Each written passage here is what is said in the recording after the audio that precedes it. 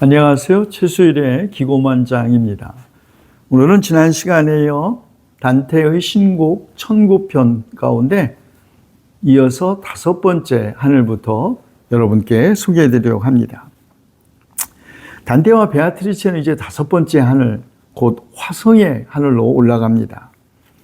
이 화성의 하늘에는 믿음을 지키기 위해서 싸웠던 영혼들이 십자가 형태를 이루면서 눈부시게 빛나는 모습으로 서 있습니다. 십자가 모양을 이루고 있던 영혼들 가운데 하나가 단테를 반갑게 맞이하는데 자세히 보니 그의 고조부 카차구이다의 영혼이었습니다. 그는 자기가 살던 시대 피렌체의 검소한 생활을 이야기하면서 자신이 십자군 전쟁에 참가했다가 순교하여 곧바로 천국에 올라오게 되었다고 합니다. 카차구이다는 단테의 조상들에 대해서 설명하고 12세기 당시 피렌체의 유명한 가문들과 뛰어난 인물들이 왜 쇠퇴하고 몰락했는지 그 이유를 설명합니다.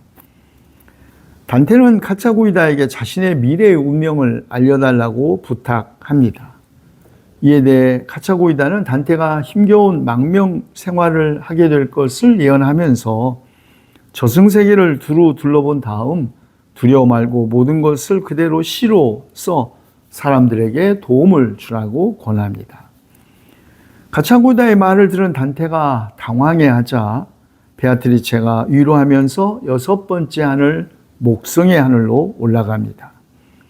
그곳에서는 정의로운 영혼들이 날아다니며 독수리 형상으로 모여 있었습니다. 단테는 그리스도를 믿지 않았으나 훌륭한 덕성을 가졌던 사람들도 과연 구원을 받을 수 있느냐고 질문합니다.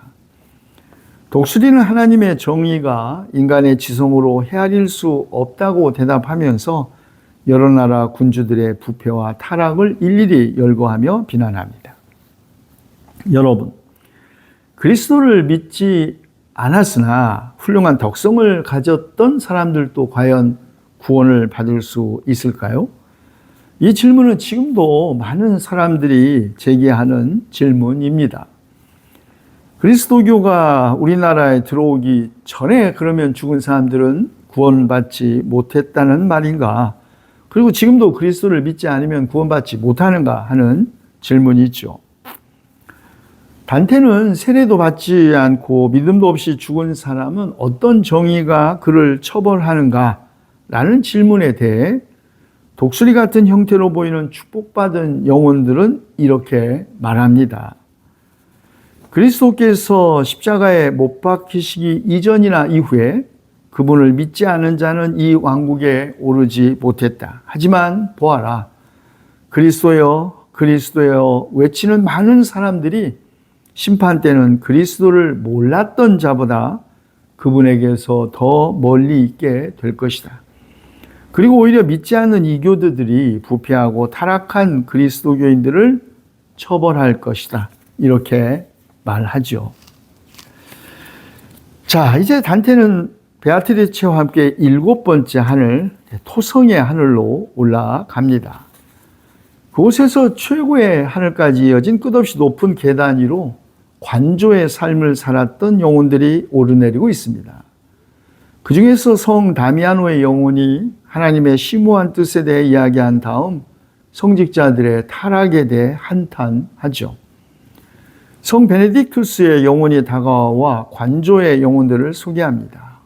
그리고 처음에는 훌륭한 뜻으로 시작되었던 수도원의 타락한 모습에 대해서도 한탄하죠. 자, 단테와 베아트리체는 이제 8번째 하늘 항성천으로 올라가 아래의 7 행성과 조그맣고 보잘것없는 지구를 내려다 봅니다. 항성천에서 단테는 그리스도가 내려오는 것을 봅니다. 뒤에 아름다운 장미 같은 성모 마리아, 백합꽃 같은 그리스도의 사도들이 나타납니다. 하지만 단테는 눈부시게 찬란한 그리스도의 빛을 직접 바라볼 수가 없습니다. 그리스도는 위로 올라가고 가브리엘 천사가 성모 마리아 주위를 돌며 노래합니다. 베아트리체의 부탁으로 축복받은 영혼들의 무리가 단테를 반갑게 맞이합니다. 그리고 베아트리체는 성 베드로에게 단테를 시험해 보라고 부탁하죠. 베드로는 믿음에 대해 질문하고 단테는 삼위일체의 교리에 맞게 대답합니다. 만족스러운 대답에 베드로는 단테를 축복해 줍니다. 단테는 고향 피렌체로 돌아가 시인으로서 월계관을 쓰고 싶은 희망을 표현합니다. 야고보는 단테에게 희망의 덕성에 대해 질문하고 단테의 만족스러운 대답에 영혼들이 노래합니다. 성 요한, 단테에게 사랑의 덕성에 대해 질문합니다. 단테는 사랑의 대상이 무엇인지, 사랑은 어디에서 시작되고 어떻게 완성되는지 대답합니다. 단테의 대답에 축복받은 영혼들이 노래로 화답합니다. 다시 시력을 회복한 단테는 아담의 영혼이 오는 것을 보고 여러 가지 궁금한 것을 질문하고 그 대답을 듣죠. 여러분, 그리스도교에서 장미와 백합 아주 빈번히 등장하는 상징입니다. 장미는 아름다움과 신성함을 동시에 상징하는데요. 성모 마리아와 관련해서는 순결과 동정을, 그리스도와 관련해서는 예수 그리스도의 고난과 희생적인 사랑, 장미의 가시는 그리스도의 가시관을 연상시키기 때문입니다. 또 장미의 아름다움과 향기는 천국의 기쁨을 상징하고 영원한 행복을 나타내죠. 또한 장미의 5 꽃잎을 완전한 숫자로 해석하면서 예수 그리스도의 5가지 상처를 의미하는 것으로 봅니다. 백합꽃은 순결과 정결, 특히 성모 마리아의 순결함을 상징합니다. 또한 그리스도의 순결한 희생과 부활, 천국의 아름다움을 상징하는 꽃이죠. 그런데 베드로는 믿음을, 야고보는 희망을, 요한은 사랑을 상징하는 것은 과연 언제부터 그리스도교 안에 생겨난 것일까요? 세 제자가 각기 믿음, 희망, 사랑을 상징하게 된 정확한 시기를 특정하기는 어렵습니다.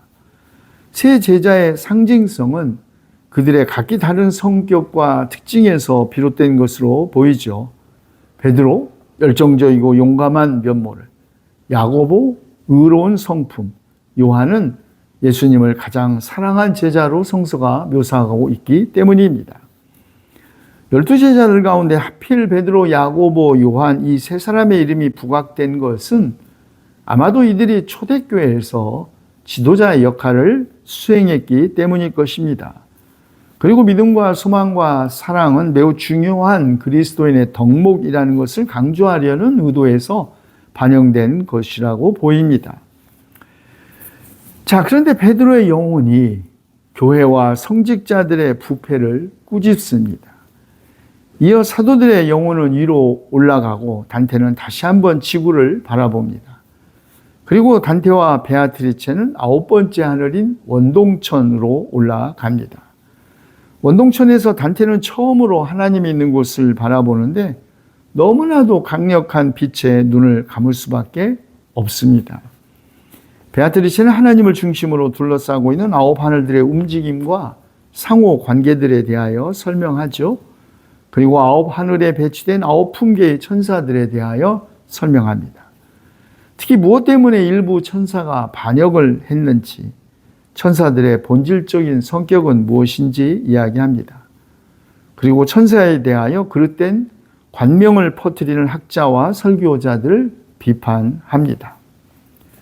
그리고 이어 단테와 베아트리체는 최고의 하늘인 엠피레오로 올라갑니다. 그곳은 눈부시게 빛나는 빛의 강물이 흐르고 거기에서 생생한 불꽃들이 튀어나오죠. 한가운데 빛을 중심으로 천사들과 축복받은 영혼들이 장미꽃 같은 형상으로 둘러싸고 있는데 베아트리체는 단테를 그 안으로 데려갑니다. 축복받은 영혼들은 하얀색의 장미 모양으로 하나님을 에워싸고 있고 그 사이로 천사들이 날아다니고 있습니다. 단테가 넋을 잃고 바라보는 동안 베아트리체는 자기 자리로 올라가고 성 베르나르두스가 나타납니다. 단테는 베아트리체에게 감사의 말을 올린 다음 성 베르나르두스의 권유에 따라 장미 사이에서 성모 마리아를 봅니다. 성 베르나르두스는 최고의 하늘 엠피레오에서 하얀색 장미 속에 있는 축복받은 영혼들을 소개합니다. 하와와 베아트리체를 비롯하여 성서에 나오는 위대한 인물들과 성인들이 있죠. 또한 죄 없이 죽어 구원받은 어린아이들의 영혼들도 있습니다. 마지막으로 성 베르나두스는 단테에게 성모 마리아의 은총을 기도하라고 권유합니다. 그리고 성모 마리아의 은총을 기도하는 단테가 하나님을 직접 볼 수 있게 해달라고 성 베르나두스는 성모 마리아에게 기도하죠. 그러자 눈이 더욱 맑아진 단테, 드디어 하나님의 빛을 직접 바라봅니다. 그리고 그 안에서 삼위일체의 신비를 관조하게 되고 태양과 모든 별을 움직이는 하나님의 사랑을 봅니다. 이렇게 단테의 긴 여행, 그 막을 내립니다. 지옥과 연옥을 거쳐 마침내 도달한 천국에서 단테가 원했던 마지막 소원이자 성모 마리아의 은총을 힘입어 이루고자 했던 기도, 그것은 하나님의 빛을 직접 보는 것이었습니다. 출애굽기에 의하면 살아서 하나님을 본 사람이 없고 하나님을 본 사람은 반드시 죽는다고 하지만 신앙생활의 마지막 소망은 사실 하나님을 얼굴과 얼굴을 마주하여 직접 뵙는 것 아니겠습니까?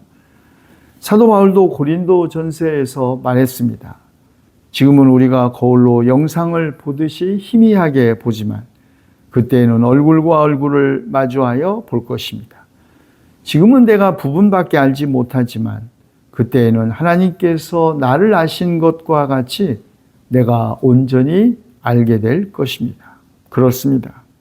천국은 죽은 후든 아니면 살아서든 어쩌면 우리가 하나님과 얼굴을 마주하여 보는 곳이고 하나님께서 우리를 아신 것 같이 우리 자신에 대하여 인간이 무엇인지, 세계는 도대체 왜 그런지, 우리가 제기했던, 우리가 살아있는 동안 가슴에 품었던 모든 질문에 대한 답을 온전히 알게 되는 때일 것입니다.